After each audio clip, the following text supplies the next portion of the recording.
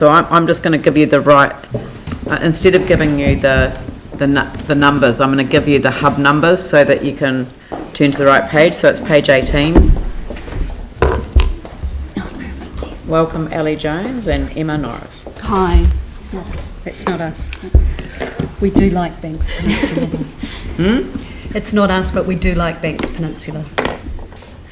That's us. Thank you.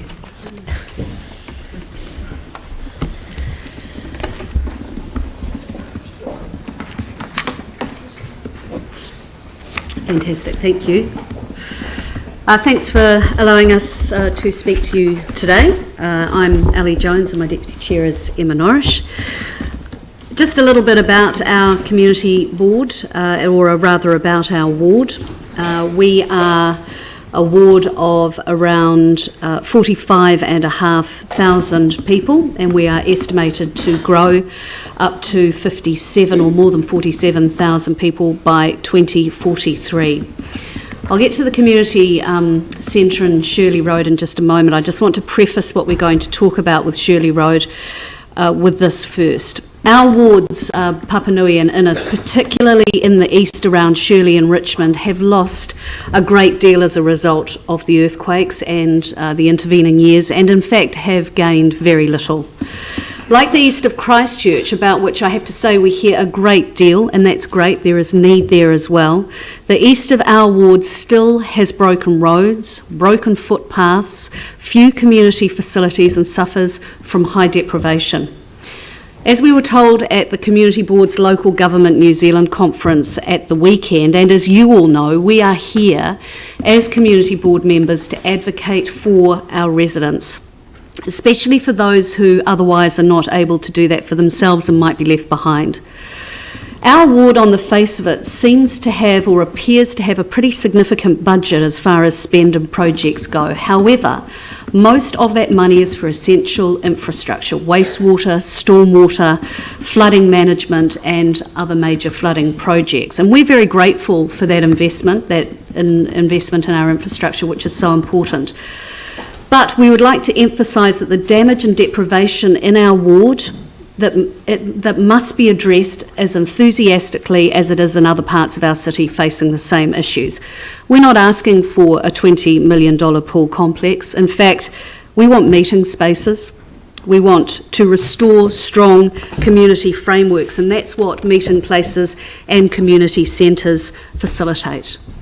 The community centre on Shirley Road came off the table, much to our surprise, I have to say, when we did meet on this earlier in the year. This is a building that has been on the table and off the table like a yo-yo, and I do recall Christchurch City Council's John Filsell saying at a meeting to the Community Board about a year ago, the feedback from the community is just get on with it. So we are arguing very strongly for this to be back on the table. We have had excellent feedback and a lot of it from our community, and I can certainly leave these for you. These are emails and letters and feedback from the community on the need for Shirley Road, for a community centre there. They are very keen, the community in this area, as we are indeed more widely, very keen for this rebuild, for that's what it is, an entire rebuild, to take place as soon as possible. Some of the feedback from the community includes, I'm very pleased to hear that at long last we can look forward to the rebuild of this facility. Now that comment could have been made any number of times over the last 4 years, as it's been on and off the table several times. The recreational walkers of Shirley, which I run with, have been meeting at the site for well over 20 years. Another person said, we live close to the old centre and we're aware of its continual use to service the local community. Another says, we notice that new community centres have been or are being built since the earthquakes, e.g. Hallswell, Sumner, Littleton and Mount Pleasant, and we are surprised why those communities should have early community centre builds over the population in the Shirley area, particularly given the severe earthquake damage that occurred in our ward. There is no question in our opinion that the need to build the Shirley Community Centre is a real need and an urgent need, and there is no other alternative. That's the key here. There is nowhere else that these groups, the many groups that have been in touch with us, can meet. And it's very important to improve community interaction and support in this area of high deprivation. I'll hand over to Emma now, who's going to talk about another part of our ward. I forgot about the slides. See, I can't do two things at once. I used to be able to. There it is there again. That's the space we're talking about on Shirley Road for the community centre. And now the Redwood Plunket Rooms. There's the library there. Over to you, Emma. The Redwood Plunket Rooms are that building on the left there, that small building. They were damaged in the earthquakes and were red-stickered in 2012. This area of Northcote is sort of that area behind the Plunket Rooms. It's been identified as having had little community work done in it, and there is a high need in the area. In 2014, the Belfast Community Network started a pilot project funded in partnership with our community board and Red Cross to put a community worker into the area, and the work she has done there since that time has been absolutely amazing. But she is in need of a base in the area. She's currently operating out of St Silas Church just down the road, but they really need a base with no religious connotations to really get the community involved with what she's doing. So we are after the money for the annual plan to repair those Plunket Rooms so that they can be used by the community. The library is next door, Redwood Park's right behind. That is a real hub of that community, and in research that social worker has done, that has been highlighted by a lot of the residents, that's the meeting place in the community, and they really want that to happen. And that need is urgent again. These aren't things that after 6 years really we can wait any longer for. The Edgware Community Pool, obviously there's a huge amount of history here and you will all be aware of that. But the original pool was built in 34, and I'm not going to go through the history, but it's been sitting like that now as a site for several years. What's been really fantastic about this particular project is that it has been entirely community driven, with support from the community board and some good support from staff as well. So this is to be sold to the community for a nominal amount. Then the land is to be changed over as far as title goes, which is underway now, I understand, and once that is all done, the ducks are in a row for the group to start raising funds. They can't do that just yet.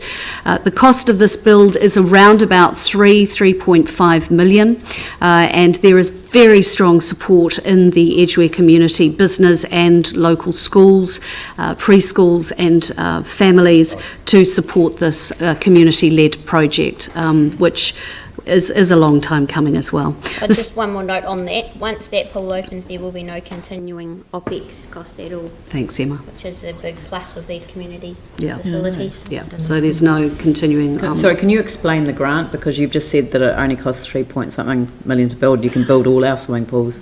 It's 5. Is it 5, is it? 5 million. It's 5, I beg your pardon. Sorry, I got So you that. want the council to pay for the full cost of building the swimming pool? Well, no, to support them, it can be done as an interest-free loan, it can be done... Oh, I see. Yeah. No, a grant means a grant. But Right. anyway, so, Okay. but you're well, saying... I think that was the original suggestion, actually, of the community board. But what you're asking for is a...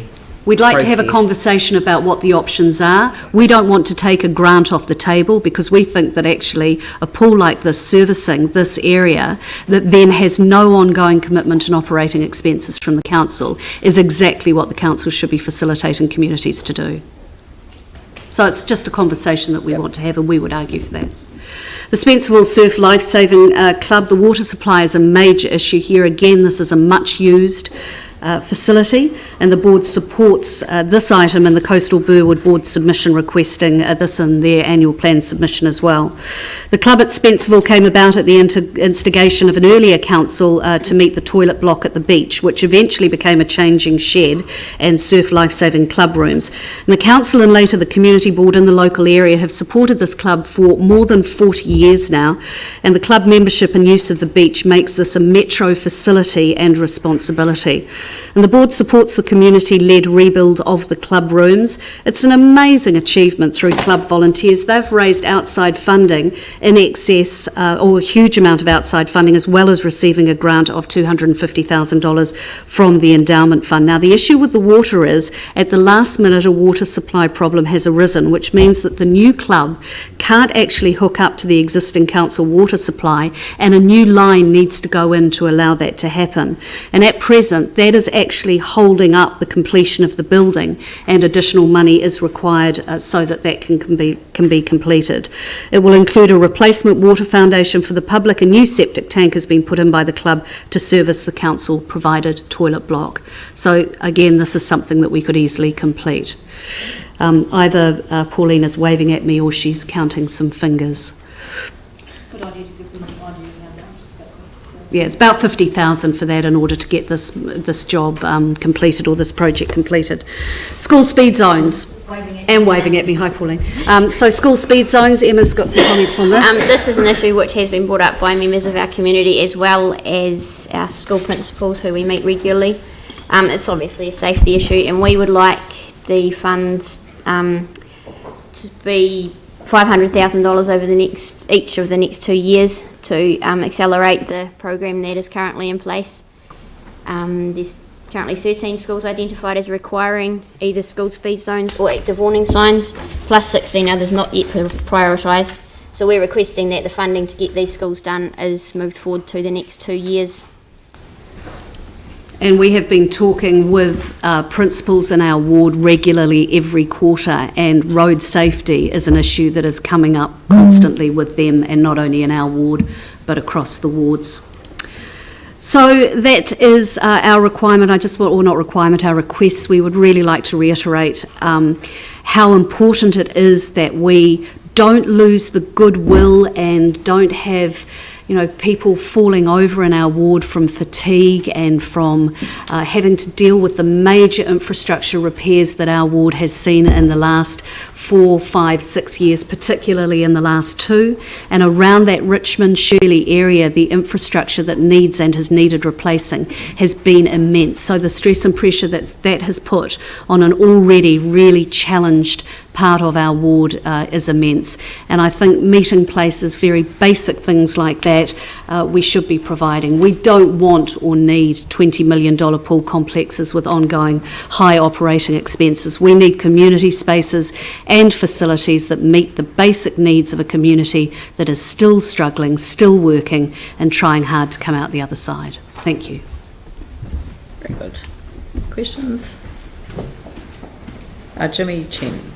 Question, I just don't know, regarding to the number 10 Shirley Road Community Center, you particularly mentioned the community urgent need. However, you suggest is brought forward from the year 2021 to the year 2018 to 19, but that actually is from the third year of the long-term plan, 2018 to 28, to the first year of long-term plan, 2018 to the 28. But that's in relation to the long-term plan rather than in relation to the next year annual plan, the budget. So I just want to know. We can move it forward though, Jimmy, because it's been moved out so far into the future through the long-term plan that something that was actually on the table and due to start this year, last year, the year before, has now been moved out so far that we have now stepped up and said, no, this can't be moved out. We're not suggesting that the whole lot of money needs to be moved forward. If we can at least start, because the consultation has not been done, but we are way down the path with consultation because we've been doing it for so long. So we just want to get on and put into place the same sort of system and process that we have used very successfully with the with the St Albans Community Centre. So we can replicate that with a working party and get this project underway ASAP. Yeah, I understand, but I mean that this 150. I think Jimmy's saying that you've said 2018-19 rather than 2017-18, which is the financial year that we're actually looking at in this annual plan. Right, so 2017, so it's an error. It's supposed to be 2017-18. I'm sorry, Jimmy, I misunderstood you. No, that's all right. Okay, thank you. Yanni, then Glenn. Oh, just on that particular one, my understanding was there was a partnership going on with the church or the local churches. Is that? No, there was a partnership explored with the local church, and there were several options within that negotiation and a conversation that were considered, and it didn't get the support of the community board in the end, and was unfortunately or fortunately shelved, and we were back to sort of a square one. And look, there's nothing wrong with looking at options, that's the whole point, but the point is get in, look at the option, if it doesn't work, get out and try again. But we just can't keep doing this now, and we want to get on with it. Maybe we could get clarity around a report coming back to the appropriate committee, or to find out. No, it's been dealt with at community board, Yanni, Okay, so it's all it's, community yeah, it didn't stack up, so, yeah. Glenn? Thank you, Ellie and Emma. Just looking at the deprivation index number for that part of Shirley you're talking about, is it about an 8 or 9? I'm just trying to track it down. I couldn't give you the number, I would just tell you Okay. it's high, and we know that from Yeah. the socio-economic work Yeah. and the census work that the staff have provided us. Yep, okay. Yeah. Your two, if I may, your two community centres proposed are kind of in close proximity, but Which two? there was the You one mean St you're Albans and, oh, McFarlane. Yeah. Yeah, McFarlane Park is slightly different in that, well, no, it's not different. It's a hall, and look, don't get me wrong, we are very appreciative of the support from the Lions, and it's been fantastic as a stopgap measure, but it is essentially a one-room building. The thing with Shirley is, when it was there before, it was a multi-room, multi-use building, even though it was the old primary school, sort of, you know, it was used. So it's not fit for purpose for a main community centre. That's the difference. Ideal for McFarlane Park and much needed there. Yeah. Yeah. All right. Thank you. It only takes about 50 to 70 people max in one room in the McFarlane Park one. Yeah. That's lovely. Look, thank you very Thank much, you. both of you, and again, appreciate the work that the community board's done to... Would you like the feedback from the residents on Shirley Road, or will that be available to you somewhere? If you want to Leave it, I email think it it through, might it's help. probably a soft copy rather than a hard copy. Just email it to the Yes. secretariat. Yeah. Okay, Thank you. thank you. Thank you.